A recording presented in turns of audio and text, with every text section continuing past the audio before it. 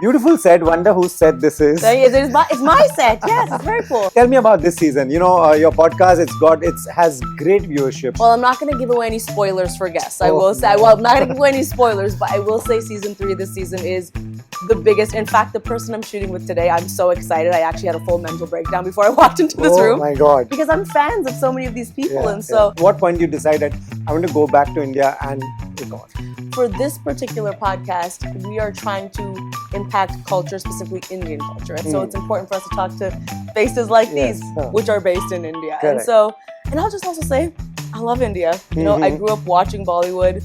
I'm obsessed with, I know this is very touristy of me, but I love taking a rickshaw. I love being in this environment. I love the food. I love everything. And so back in the US, where are we when it comes to representation? I do interview Priyanka Chopra quite often, and she talks a lot about representation and how it's helped her. She still tells me that we have our foot in the door.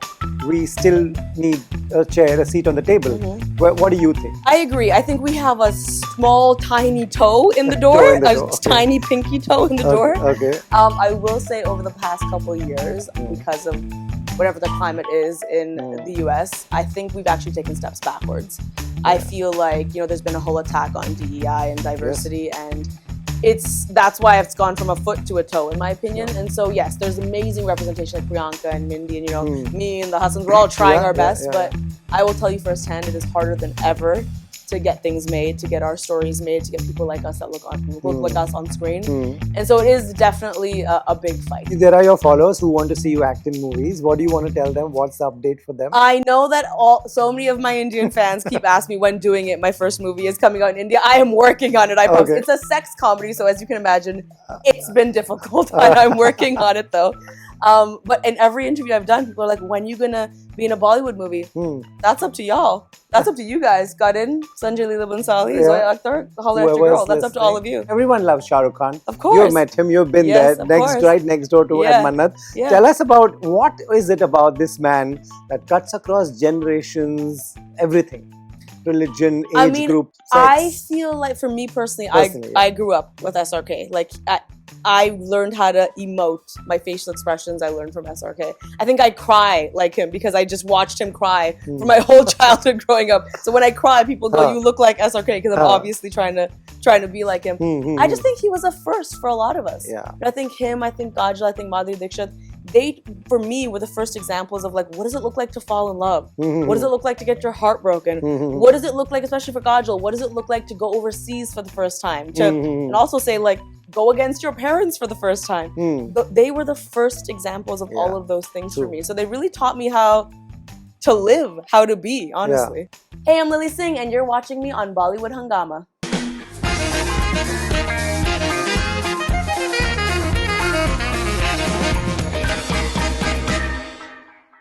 Lilly, welcome to Mumbai. Welcome to India. Always good to see you. So nice to see you. Thanks for chatting with me. Tell me what's keeping you busy. Your goals have evolved over a period of time. You're doing so much more. You're writing, producing, doing your podcast. What's keeping you the most busy right now? Oh, well, right now and this week is definitely the podcast because I'm here in Mumbai shooting a bunch of stuff. But in life, generally, I would say I'm trying my best to spend as much time writing as possible. Because I did write my last feature that came out. I really enjoyed that. I like having creative control. Having said that, my schedule gets uprooted a lot. So I'd say what takes up my most time right now is traveling, events, doing press, but I'm hoping to get back to a place where I can just write during the holidays. Hopefully. Right. Beautiful set. Wonder whose set this is. It's my set. Yes, it's very cool. Lovely. So tell me about this season. Your podcast, it has great viewership. People watch it because of the way you conduct it and the guests you have. What's lined up? What can you tell us at this stage? Well, I'm not going to give away any spoilers for guests. I will say, well, I'm not going to give away any spoilers, but I will say season 3 this season is the biggest. In fact, the person I'm shooting with today, I'm so excited. I actually had a full mental breakdown before I walked into this room. Oh my God. Because I'm fans of so many of these people. And so I have some great guests lined up. And I think what I really love about it is, just to be really honest, I appreciate you saying it's the way I conduct the interviews. And I think what makes it special is I'm not chasing a headline. I'm not trying to make a sensational piece of content. I'm not trying to put people on the spot. I'm just trying to create a safe space to have important conversations. And I think the audience is catching up on that. Like, oh, she's actually talking about vulnerable, deep things. She's not trying to like have a moment where it's like, gotcha, you said that thing. I'm going to make it the YouTube thumbnail and title. Yeah. I'm just actually, I believe in the power of conversation. And I think audiences are seeing that. Nice. And today you're shooting a big one, you said. Today I'm shooting a big one. As of right now, unless anything changes. We are not leaving this set. Today I'm shooting a big one, and I'm excited and I'm nervous about all this. The best. Yes. All the very Thank best. you. Tell me, when once a show goes, once an interview podcast goes out, at what point do you sit and read the comments, take feedback? Where all do you get feedback from? Yeah, I mean, I have been doing YouTube for so many years, so I'm pretty used to the comments. I right away start looking at the comments, and I check it a couple days later, and then check a couple weeks later, because I think it is important to get feedback from the audience to see what they're liking, what's not resonating with them. So we get most of our feedback from YouTube comments, but a lot of these clips also live on Instagram. Yes, of course. So we look at, has this been shared a lot? Has it not been shared a lot? Did people feel like they related to it or learned something from it? So I'm pretty tuned, I'm pretty tapped in. And one of the main comments from season 2 was, we want longer episodes. Wow, that's so we are actually shooting for double the amount of time this season, which I'm happy. But we only learned that from looking at the feedback. So how long an episode would be? Ideally? Well, the edit always, depends how the conversation goes. Right. Depends how many times the phone rings in between shooting and how many times we need to edit. Right. But we shoot for about 45 minutes to an hour now. Okay. Last season we shot like 20, 30 minutes. Right. And season 1 wasn't even on YouTube. It was just Instagram clips, which was like shooting for 10 minutes. So we've really, who knows, season 4 we might do feature films. We'll see. I don't know. Lily, you're at a stage where you do get celebrities from all over the world to talk to you. What brings you to India? Why? What point do you decide that I'm going to go back to India and record? Well, my charity Unicorn Island Fund, a lot of our grassroots efforts are in India. Okay. So a lot of the schools and girls and women we support are across India, and especially in rural India. And so it's always important for me to come at least once a year to meet them, to check in on the progress, see where our dollars are going. I just think it's important to come and speak to the girls. Right. On top of that, for this particular podcast, we are trying to impact culture, specifically Indian culture. And so it's important for us to talk to faces like these, which are based in India. Correct. And I'll just also say, I love India. I grew up watching Bollywood. I'm obsessed with, I know this is very touristy of me, but I love taking a rickshaw. I love being in this environment. I love the food. I love everything. And so it's important to me at least once a year. Did you do that on this trip? Did you take a rickshaw? Where did you go? I only take rickshaws, actually. I know some of my other friends, I don't know if that's normal for people to take rickshaws, but I love taking a rickshaw. Okay. One is I get car sick a lot in cars. Okay. And 2 is I just feel like it's faster and I like the breeze. I don't know. I love it. So I've been exclusively taking rickshaws. Amazing. And a lot of local food. Do you love that? I do. I just went to I went to 2 great restaurants so far. One was called the Red Room and one was called Bali Bhavan. Yes. I went to both of those places and they're really, really great. Nice. Yeah. I haven't met you since you started Unicorn Island. What was the first idea that why do you want to do this? Well, Unicorn Island is my company and it has a production side and it has a charity side. The fun, yeah. Yes, exactly. Both of those sides, the thing they have in common is the belief that storytelling can impact culture positively. Okay. So whether I'm making TV shows or films, it's the idea that if those things look like the real world, people can see themselves represented on screen, it can positively impact culture and their lives. On the fun side, it's a little bit more charity-based. So it's about actually supporting girls and women, whether that's sending them to school, supporting the schools, helping them with uniforms, helping them with school supplies, or like this podcast, it's just starting conversations that are important. Okay. I think I've learned that how girls and women are treated, it's not just about money. Of course, money's great and donations are great, but it's not just about that. Right. There is a universal culture of how we treat girls and women. Yeah. And unfortunately, that universal culture is not very good of how we treat girls and women. And so I do think conversations like this, where someone really influential sits next to me and tells me about how, if you see a macho Bollywood hero talking about crying, being vulnerable, talking about how, he feels a lot of pressure, I think that's really important for young boys to see. And when you see an influential, Bollywood actress talking about, I stood up for myself on set this time and I went through this and I overcame these challenges, I think that's really inspiring for young girls as well. Amazing. While you're sitting and saying that I can read what's written behind you, men can feel insecure, be bullied, be vulnerable, and feel emotional. So that's, lovely thought. Where did this start from? Where did this come from? I'm not gonna lie, gender equality and gender equity has always been a chip on my shoulder.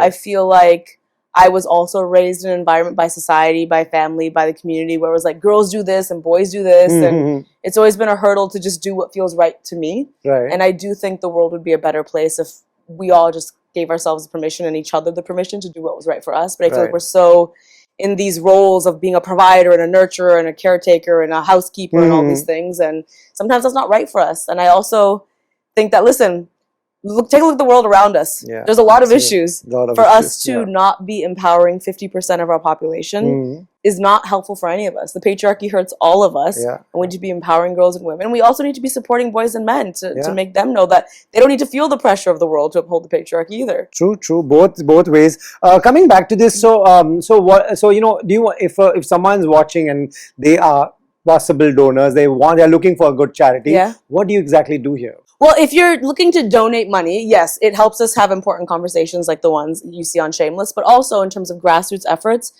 we support a lot of really great schools. I'll give you an example. In a few days, I'm flying to Delhi and then going to Uttar Pradesh to go to Pardada Pardadi, which is one of the main schools we support there. It's an all-girls school. It provides them 3 meals a day, uniforms, school supplies, puts money in a fund for every single day they attend school. Has curbed child marriage in that village as well. And so a lot of really great work. So if you're thinking about where does your money go, it helps support girls going to school, giving them all the supplies to do so, making sure that they're healthy enough to do so, making sure that things like their period is not stopping them from going to school, helping with hygiene practices, health practices, but also doing work in the communities, you know, making sure that the parents feel supported, making sure the parents also are on board with the girls going to school, making sure the community support the girls going to school. And so it's a whole kind of ripple of positive effect. Well done with that. You know, great job with that. I really hope this goes places. Thank you. Back in the US, you know, where are we when it comes to representation? You know, I do interview Priyanka Chopra quite often, and she talks a lot about, you know, representation and how it's helped her. She still tells me that we have our foot in the door. We still need a seat on the table. What do you think? I agree. I think we have a small, tiny toe in the door, tiny pinky toe in the door.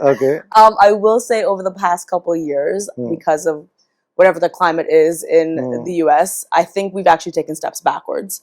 I feel like, you know, there's been a whole attack on DEI and diversity, and that's why it's gone from a foot to a toe, in my opinion. And so, yes, there's amazing representation like Priyanka and Mindy and, you know, me and the husbands, we're all trying our best, but I will tell you firsthand, it is harder than ever to get things made, to get our stories made, to get people like us that look like us on screen. And so it is definitely a big fight, a good fight that we're all committed to, but a hard fight. The other thing, you know, like the topics that you are talking about are amazing. 15 years ago, I can't imagine these things being discussed. Today, a lot of younger generation is talking about mental health, you know, things like that. Do you think it's more important to talk about it and talk about it? If you're taking therapy, just talk about it. Do you think that's a good thing? Of course, I've always been a huge advocate of talking about all things, honestly. Mental health I've always talked about. Therapy I've always talked about. I think any taboo subject in our culture, we really need to take a look at. I'm even going to say sex, sexual health, relationships, mental health, therapy, gender norms, gender roles, all those things are things we should openly be talking about because they impact all of us. And we're all kind of suffering on our own, thinking we're alone, and really everybody is struggling with it. True. And how has it progressed where, you know, since the time you started the fund, you like the way it's going though? I listen, you know, you said something a few minutes ago and I was like, should I bring this up? Please. You had said, I hope it goes places. And what I've learned about impact work is it's not the same as Hollywood or Bollywood or your career. You know, in my job, of course, I think about bigger box office numbers. I can make a bigger budget for a movie. I can make more movies. With impact work, it's not like that. I have learned that if, you know, we impact 5 girls in a school, that is amazing. That's amazing. It's not less than because it's not 5 million. It's not the reach. Exactly. It's not about reach. It's not about stats. And so I'm really pleased with how it's going because I think if I do go to stats, I think we've supported over 50,000 girls so far. Oh, wow. And if you look at the impact of these conversations, it's so hard to even track that impact. How many people would watch a conversation and be like, you know what? Something about this has changed the way I think. You can't even really track that. And so I have accepted that when it comes to Unicorn Island Fund, progress is just the word progress is just what I want. That is amazing. You're right. When we say should go places, I think you're right. That individually every life that you affect is so important. And India is your only focus at this point, or you in other places as well? Well, I would hope that things like my podcast and generally the stuff we post online positively impacts people across the planet because it's available for everyone to watch. And I'm a big believer of you don't have to be Desi to resonate with Desi stories. So I think anyone can watch our stuff and be inspired. In terms of our grassroots efforts, yes, those are mostly in India because the research we do is in India and is about Desi culture and Desi people. And so we're best equipped to work here. Nice, yes. That has been a conscious decision of mine. Right. When we talk to a lot of youngsters, content creation is a whole industry now. What would your advice be? Someone who's been across platforms, what would be your advice to someone who's just heard this concept, likes it, but doesn't know where to go? Maybe has a niche, maybe not. Yeah. In terms of if they want to be a content creator? Yes. Well, I'm going to also say, kids, not everyone has to be a content creator. If you want to be a content creator, though, I, of course, fully think it's an amazing career. I mean, that's how I started my career. I would say that it is one of those industries that is still pretty new, even though people know what it is now. Meaning there's no HR. There's not a lot of people to ask advice from. We're still all figuring it out as we go. And so I would say you have to do it for the right reasons. I know there's this whole desire to go viral and be famous and be an influencer, but if you're not talking about things you're passionate about, you don't actually care, it's going to get tiring very quickly. It's going to feel empty very quickly. And so I've always just said, some things you do, yes, are for the brand and for the paycheck and for the clicks, but there has to be a really big amount of things you do that are not for those things. True. That are for your passion because you actually care about it. You don't care how many views that gets. It just makes you feel good. True. People also come to whatever you do, they come and watch because you also you entertain. How has comedy evolved over the years? Who do you like watching? Are there anyone? I love so many people. I mean, one of my favorite comedians right now is Zarna Garg. Yes, I think she's killing it. Her existence is just so important. I mean, my mom loves her. I love her. My whole family loves her. I just never thought 15 years ago there would be someone like Zarna doing comedy and talking about the things she talks about. So I love her. Of course, I love Hassan as well. I think comedy has evolved in the way I exactly said. It's like we have so many more diverse voices where when I was growing up, the only person I could think of that I had that I was like, oh my God, he's talking about things that I can kind of relate to is Russell Peters. Right. And now we have so many great people because of Russell Peters who paved the path. And so I think it's evolved in that way. Because of TikTok, because of Instagram, everyone has been able to kind of talk about their life experience. And so like the playing field is kind of leveled in that way. Right, and there are your followers who want to see you act in movies. What do you want to tell them? What's the update for them? I know that so many of my Indian fans keep asking me when doing it. My first movie is coming out in India. I am working on it. It's a sex comedy, so as you can imagine, it's been difficult. I'm working on it though. But in every interview I've done, people are like, "When are you gonna be in a Bollywood movie?" That's up to y'all. That's up to you guys. Got in Sanjay Leela Bansali, Zoya Akhtar, holla at your girl. That's up to all of you. Right, whoever is listening. So what's next for Lily? What do you want to tell them? What's next? What comes from you? The immediate next thing I'm going to do after this trip is sleep. That is the immediate next thing I'm going to do. It's been that hectic? I have been traveling for the past 20 days, and I'm so ready to just relax during the holidays and sleep. But in 2026, like I mentioned, a lot of my bandwidth is going to go towards writing. Right. And I'm working on 2 scripts that are my next scripts after doing it. Both of them are very Desi in spirit as well, but I want to that's what I want to do. I want to make movies. I want to keep writing my own things and bringing my stories to life. I did it on YouTube for so many years, and now I want to do it on the big screen. You talk, you're clearly a Bollywood lover. Like you love Bollywood, like we love movies as well. So do you. What would be your ideal role? What genre at least? Have you tapped into that at least? Okay, so I remember when Rocky Aur Rani Ki Prem Kahani came out, I told Karan, I was like, I could so easily be the female version of Rocky. Right. I am the female version of Rocky. Let me also say that. The most common thing I get told when people meet me in India is, you're like Ranveer, but the female version. We have the same energy. We're very like loud, over the top, very just like silly. And so I would love a role like that. Just like because we don't often get to see women be so loud, over the top, take up so much space, dress in the way he dresses.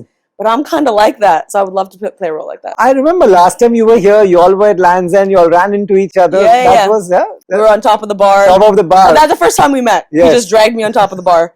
I remember that. Exactly. Yeah. Right. And ideally, suppose you have a day off today, today is you're in India, you're in Mumbai, what will Lily do? You know, I don't get to often catch up with my friends that live in Mumbai unless it's at a work event. So I would literally call up Karan to be like, I need you to throw me some event at your house or some sort of dinner at your house. And I don't get to see a lot of my friends. So like Bhumi or Karan or Neha Kakkar, like I only get to DM them. I don't get to see them often. I just want to hang out with them outside of a work event. You know, and eat really good food that hopefully they cook for me. Yeah, and I'm sure they will. And everyone loves Shah Rukh Khan. Of course, you've met him. You've been there, right next door to at Mannat. Tell us about what is it about this man that cuts across generations, everything, religion, age group. Sex. I feel like for me personally, I grew up with SRK. Like I learned how to emote my facial expressions. I learned from SRK. I think I cry like him because I just watched him cry for my whole childhood growing up. So when I cry, people go, "You look like SRK," because I'm obviously trying to be like him. I just think he was a first for a lot of us. Yeah. I think him, I think Kajal, I think Madhuri Dixit, they, for me, were the first examples of like, what does it look like to fall in love? What does it look like to get your heart broken? What does it look like, especially for Kajal, what does it look like to go overseas for the first time? And also say like, go against your parents for the first time. They were the first examples of all of those things for me. So they really taught me how to live, how to be, honestly. If Shah Rukh Khan calls you, or if Shah Rukh Khan's watching, what will you tell him? I mean, the crazy thing is that Shah Rukh Khan has called me once before. So I've had that experience, which is crazy to say. What do you, But if he was to call me again, I think it's just gratitude. So much gratitude. You know, I think as people we grew up with get older, I mean, he still looks amazing and still doing great roles and all those things, but I think it's important to continuously give those people their flowers. I know there's younger actors and I know there's so many more people, but I still think it's important to say you paved the path for so many things that I do, other people do. I would just want to give him gratitude. That's lovely. And when he calls you, what is the reaction? Okay, let me just be real. He doesn't call me directly on my cell phone. One time he called me through someone else. That one time that happened. Right. Okay. Lastly, you know, also we can always talk about Shah Rukh Khan, but really, who do you like from this generation? There are a lot of talented actors, so many out there making good, entertaining movies. Who do you personally like watching? Well, I'll give you someone that I have not mentioned yet. Sure. I think she's a fantastic actress. And I try to watch every single thing. I love Alia. I think Alia is just such a phenomenal actress. I love the roles she chooses. And I've also heard from a lot of people that she's really, really dedicated to her character. So even from like an actor, from actor to actor, I'm really inspired by just her methodology and how she works in general. Wow. And any male actor also, like, one more? There's so many. I mean, Ranveer, I'm obviously a huge fan of. Who else do I really like? I mean, I really like Tiger Shroff. Yeah, he's super athletic. I don't mean to objectify him in any way, but he's obviously beautiful to look at. He's always without his shirt. There's nothing more. But I also like he's just the camera loves him and his movies are so entertaining, and I think he's like just so beautiful to look at, but also really talented. Right.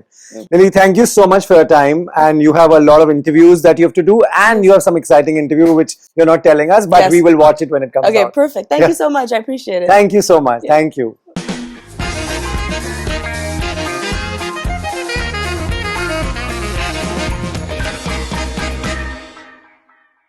Hey, I'm Lilly Singh, and you're watching me on Bollywood Hungama.